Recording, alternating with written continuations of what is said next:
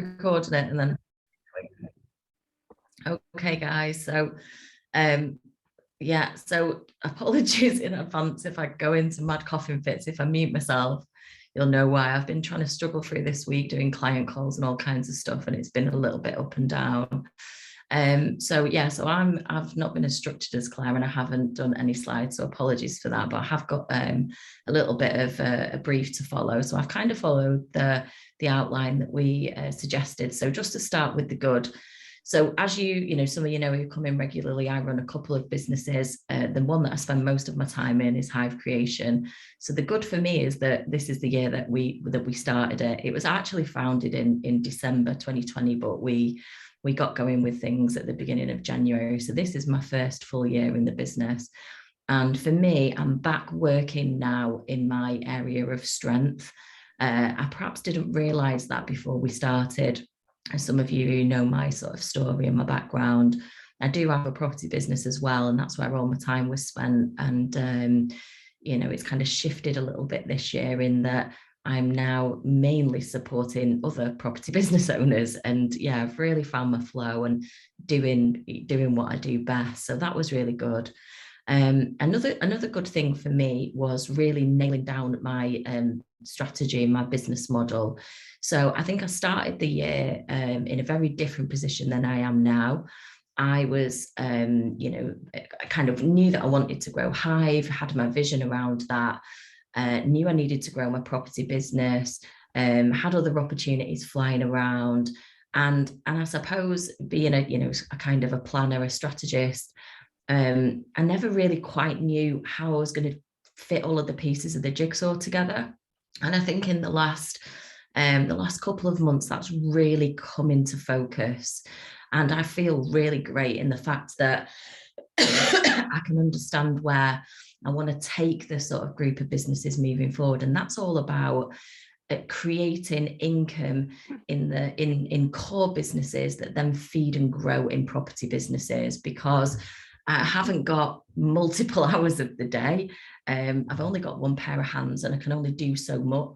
I'm really good at kind of developing and building teams and strengthening what I do through that. But even that has some limitations. So I've realized that for me, the income, the cash flow needs to come through a couple of core businesses, which I'll go into, and then that will feed out into like growing my property business, because I'm a huge believer of property as an asset and for wealth creation and wealth growth. So another good thing for me was all of the amazing clients that I work with. Honestly, we went out last week. I did an event with them, and I can't tell you how amazing they are. Like, I've been so lucky to have, a good kind of group of people who not only brilliant, we really vibe well together. I'm really invested in their success. They're really invested in mine. And the second part of that is the great results that they've seen, some significant achievements from them. Feels great for me. I've, some of them have kind of doubled turnover in their businesses. Some of them have taken, they've got properties for the first time. Some of them have given up work, reduced their kind of working days, gone part-time. All of those things feel really good.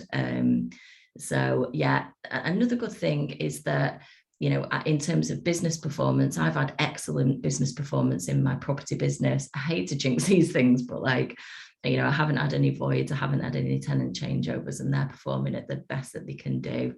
And I've got a growing performance in Hive.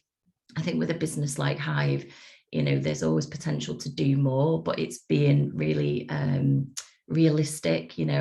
I know certain people would have me earning, and turning over like huge amounts per month, but for me, I build things in a different way. So I'm really pleased with the kind of performance of Hive as a business.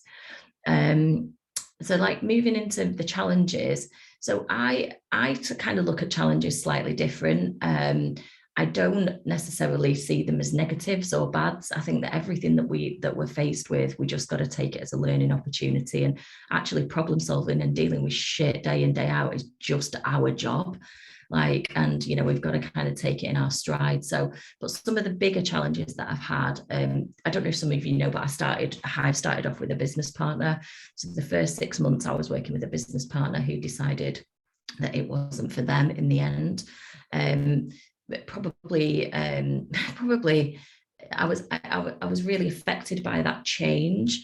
And because the person was a really great friend as well, and there was a little bit of instability through that, but actually it was it was a positive in the end. I also had a car crash midway through the year, which was it wasn't a bad car crash, but it did affect me quite badly. I was only just I'm still having physio for it now. My car was written off, and it really messed with my head for a little bit of time. Another big challenge for me is I've got an autoimmune condition that I flared up a few years ago, and I managed to get it into remission in past years through various things. One of them kind of managing my health, and how I manage a range of different things. And this year, certainly in the second half of the year, it's really kind of got a little bit out of control again. I've been having a lot of sickness, a lot of health issues. And that is all literally down to me burning out. Obviously, Trish did some stuff on this a few weeks ago.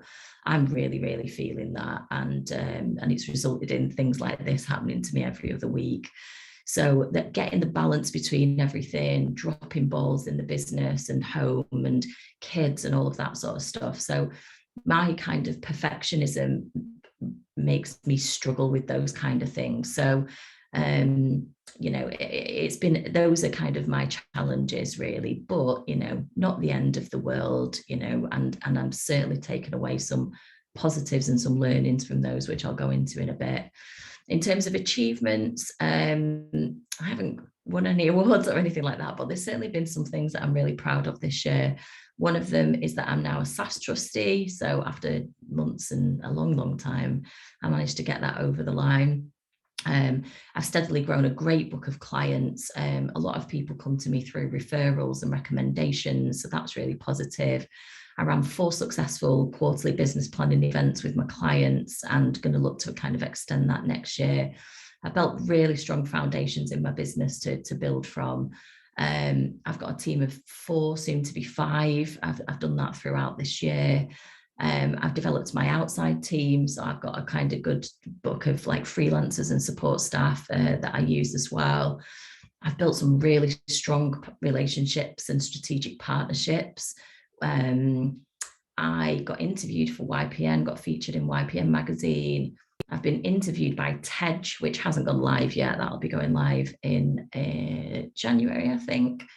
And yeah, I've been interviewed a few times, so there's a lot of kind of things that I can tick this year. In terms of relationships, I've mentioned my clients and I've mentioned my team. They're probably the most significant relationships that I've got, closely followed by a few other key ones. Claire mentioned the EIP team, obviously. I don't need to repeat what she said, it's such a great place to be this. I was also introduced to the SAS Experience Network and Doug James, which has opened a few doors for me. So I'm super pleased with those relationships, specifically one with Lars Singleton, the corporate trustee at Empowered, who is a kind of a peer of Bryn's, and we work together in little groups that we're in. I'm doing a business transformation project in that business, and it's opened a few other opportunities for me. And another really strong relationship for me was from one of my kind of property friend business contacts, who's been helping me do some, it started off as accountability, but it's just been that kind of support week on week. So my learns, one of the biggest ones for me is to look after myself and get the balance right. So I'm switching off on probably Tuesday next week, and I am having 2 weeks off, and I'm going to use that time to reset, refocus, and come back fighting fit in the new year. Another learn is that actually it's okay to take your time. I think it's very easy to feel pressured in business to make a decision, make move, take actions, all of that sort of stuff. And actually sometimes it's all right to just take a break, slow down, and be really strategic in the way that you're taking things forward. So 2022 plans for me, I'm going to be moving into offering a group product rather than just one-to-ones, because I'm kind of fast running out of my time. And I'm doing some, and that the work of that will link into that some work in the SaaS arena as well. So that's a really great opportunity for me, working with Bryn and some of the other guys a bit more closely.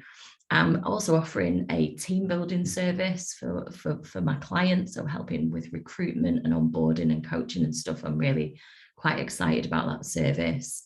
I'm going to be bringing in other me's into the business, so other coaches and specialists that can work with my clients so that we can extend the service in the way that I always saw.